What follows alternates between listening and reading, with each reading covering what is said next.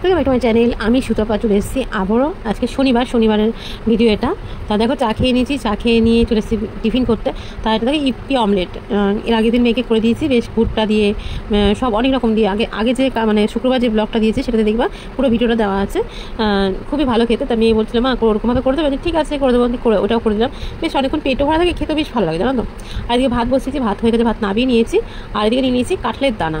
দেখো কাঁঠালের দানাগুলো কেটে আমি খোসা বাদ দিয়ে নিয়ে নিয়েছি মগের মধ্যে ধুতে। আর তার মধ্যে নিয়ে নিচ্ছি আলু ভাজা, বসিয়ে দিয়েছি, আলু ভাজা হয়ে গেছে। তা দেখো ওই কড়াইতে আবার দিয়ে দেবো কিছুটা তেল। আর আজকে রান্না করবো হচ্ছে কি কাঁঠাল দানার ডাল। কে খেতে ভালোবাসো অবশ্যই কমেন্ট করে বলবা, ঠিক আছে? আমি তো ভীষণ ভালোবাসি জানো তো। তার মধ্যে দিলাম সাদা জিরে, শুকনো লঙ্কা আর তেজপাতা। যেহেতু ডাল হবে তার জন্য হচ্ছে গিয়ে ডালে তো জিরে সোমবারে যায় তার জন্য। আর যেহেতু শনিবার বললাম তাই জন্য করলাম মুগ ডাল। তাই মুগ ডালটা ভালো করে ধুয়ে নিলাম আর কাঁঠাল দানাগুলো ভালো করে ছাড়িয়ে ধুয়ে নিয়েছি জানো তো। এবার ওই তেলের উপরে ডাল আর কাঁঠাল দানাটা দিয়ে ভালো করে ভেজে নেবো। যেহেতু মুগ ডালটা তো ভাজতেই হয়। আর কাঁঠাল দানাটা যদি এক সোমবারে ডালটা রান্না করবো কি না, তার জন্য দুটোই এক সুন্দর করে ভালো করে ভেজে নেবো। যতক্ষণ না ডাল থেকে একটা খুব সুন্দর মিষ্টি গন্ধ বেরোয় ততক্ষণ ভেজে নেবো। তারপরে এর মধ্যে দিয়ে দেবো কিছুটা কাঁচা লঙ্কা, যেহেতু ঝাল ঝাল টাইপের হবে। আর যেহেতু মুগ ডাল তার জন্য দিয়ে দিলাম আদা। আর এর মধ্যে দিয়ে দেবো নুন, হলুদ। আর যেহেতু মুগ ডাল বললাম আগেই তার জন্য দিয়ে দেবো একটু জিরে গুঁড়ো। এটা দিয়েও আমি ভালো করে একটু কষিয়ে নেবো। মানে মশলাগুলোও কষানো হয়ে যাবে, ডালটাও ভাজা হয়ে যাবে, এমনকি কাঁঠালের দানাটাও খুব সুন্দরভাবে ভাজা হয়ে যাবে। বুঝতে পারছো? এ দেখো ভাজা আমার হয়ে গেছে, কালারটা দেখে বুঝতে পারছো। দিয়ে দেবো জল। এই দেখো জল দিয়ে তো একটুখানি রেখে দিয়েছিলাম, রেখে দিয়ে তারপরে দেখো খুন্তির সাহায্যে কেমন করে ঘাটছে। আর কাঁঠাল দানাটা কিন্তু সিদ্ধ হয়ে গেছে আর ডালটাও সিদ্ধ হয়ে গেছে। আর আমি যেমন করে ঘাটছি এরকম করে ঘাটবে। ডাল সিদ্ধ হয়ে যাওয়ার পরে দেখবে ডালটা এত সুন্দর মিশে যায়, মানে পুরো ভেঙে যায়। এমনকি যখন তরকারি করি না, আলুর তরকারি, তখনও এরকমভাবে ঘাটি জানো তো। ঘাটার চোটেই মানে এত সুন্দর ভেঙে যায়, তোমাদের কী বলবো। এই দেখো ডাল তো আমার হয়ে গেছে, ডাল নামিয়ে নেবো। আর নামিয়ে নিয়ে দিয়ে দিলাম ওপর থেকে একটু ধনে পাতা। দেখতে পাচ্ছ খেতেও যেমন দেখতেও যেমন টেস্টি লাগছে, সেরকমই খেতেও টেস্টি হয়েছে জানো।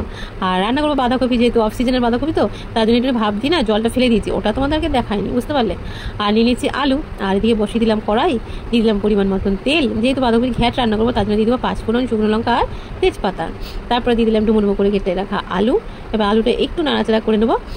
যে কোনো জিনিসের সাথে তোমাদের বলি আমি যে কোনো রান্না করতে গেলে আলুটা একটুখানি তেলের উপর নাড়াচাড়া করে একটু ভেজে নিলে সেই জিনিসটা যেন দেখতেও কি সুন্দর লাগে আর যেন খেতেও ভালো লাগে, বুঝলে।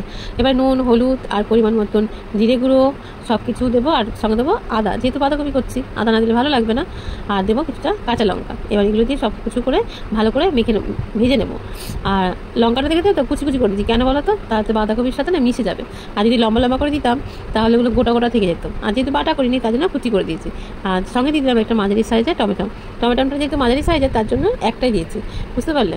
এবার এগুলো ভালো করে একটু মশলার সাথে ভেজে নেবো। আলুটাও ভাজা হয়ে যাবে আর মশলাটাও কষানো হয়ে যাবে, বুঝতে পারলে। এই দেখো এখানে কোনো জলের ব্যবহার করবো না, নাড়তেই হয়ে যাবে। কেননা বাঁধাকপিটা সিদ্ধ করে নিয়েছি, সিদ্ধ করে জল ছড়িয়ে নিয়েছি। এবার বাঁধাকপিটা দিয়ে দিলাম, বাঁধাকপিটা নরম হয়ে গেছে। এবার হচ্ছে কি এটা ভালো করে উল্টে পাল্টে ভালো করে ভেজে নেবো, বুঝতে পারছো।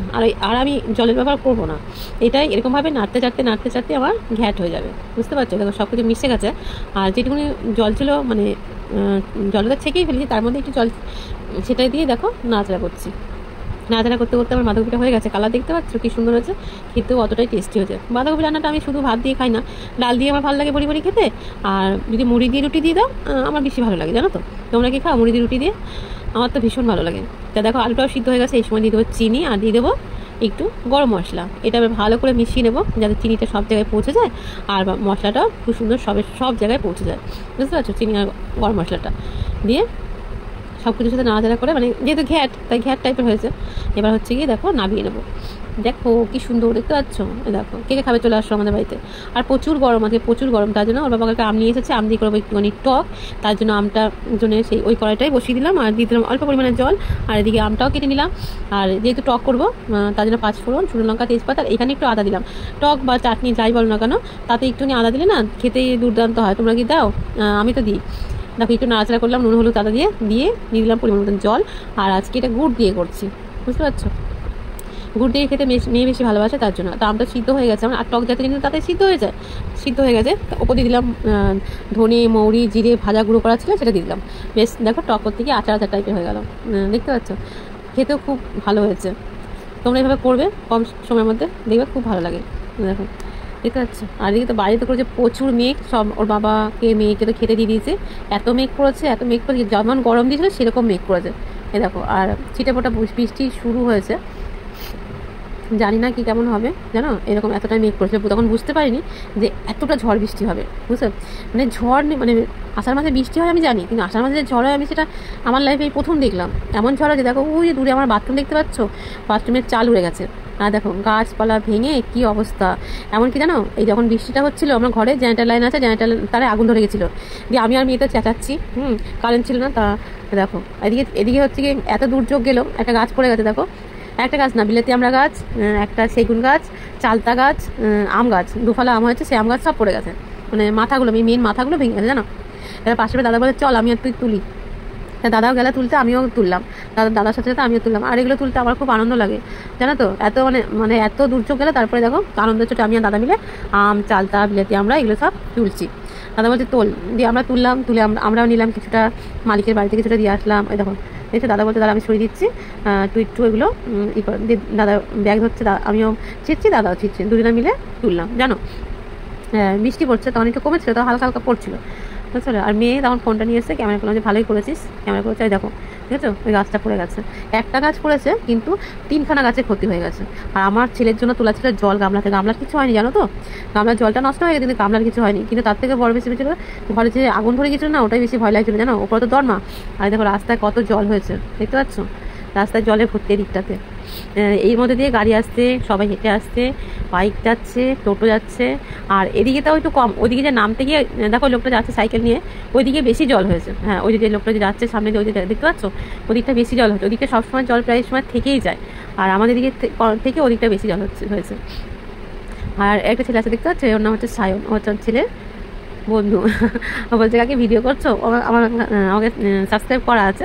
দিয়ে আমি হ্যাঁ, অনেকে আসে না বলে যে ক্যামেরা করবে না, কিন্তু ও বলে ঠিক আছে করো, সমস্যা নেই, ঠিক আছে। ওই প্রায় বলে, আমার ছেলেই বলবে ক্যামেরা করবে না। জানো ও আবার একটুখানি নাচ দেখালো, সেটা তুলেছি কিনা আমি জানি না, আবার নাচ দেখালো একটুখানি। আর আমি একটুখানি জল দেখছি দাঁড়িয়ে, এত জল হয়েছে বুঝতে পারছো।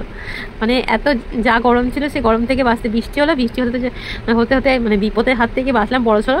আর জল দেখে আমি এই যে বাড়িতে আসছি, বৃষ্টি পড়ছিল ছাতা নিয়ে। আর এখন কটা জানো, 4:30, ছেলে যেন বসে আমি এখনো খাইনি। 4:35 দেখতে আছে পিছনে আমার ঘড়ি, 4:35 এখন খাবো। আর খাবারগুলো নিয়ে ঘরে রেখেছি, বারান্দায় আমার জলে ভর্তি হয়ে গেছে, তার জন্য খাবারগুলো সোফার উপর নিয়ে রেখেছি। কী করবো বলো, কিছু তো করার নেই। খেয়ে এই এখন এই 5:15 বাজে আমি গেছি বাসন ধুতে, সব কাজ করলাম, ঘরে জল ঠল সব কিছু মুছে আবার স্নান করতে হয়েছে আমাকে জানো। পুরোটা তোমাদের সামনে আর আসিনি, না আসতে রাত্রেবেলা টিফিন করছিলাম, সেটাই দেখালাম। তা কেমন লাগলো আমার ভিডিওটা অবশ্যই তোমরা বলো, ভালোবেসে পাশে থেকো, সবাই সুস্থ থেকো, ভালো থেকো, দেখা হবে নতুন কোনো ভিডিওর সঙ্গে। আর যারা নতুন আছো তারা আমার চ্যানেলটিকে সাবস্ক্রাইব করে দিও। আর রাতে তো আছে চিকেন, তার সাথে হচ্ছে গিয়ে লুচি। ওয়েদারটা ঠান্ডা হয়ে গেছে, ঠান্ডার ওয়েদারটা ভালোই লাগবে। তা কেমন হলো অবশ্যই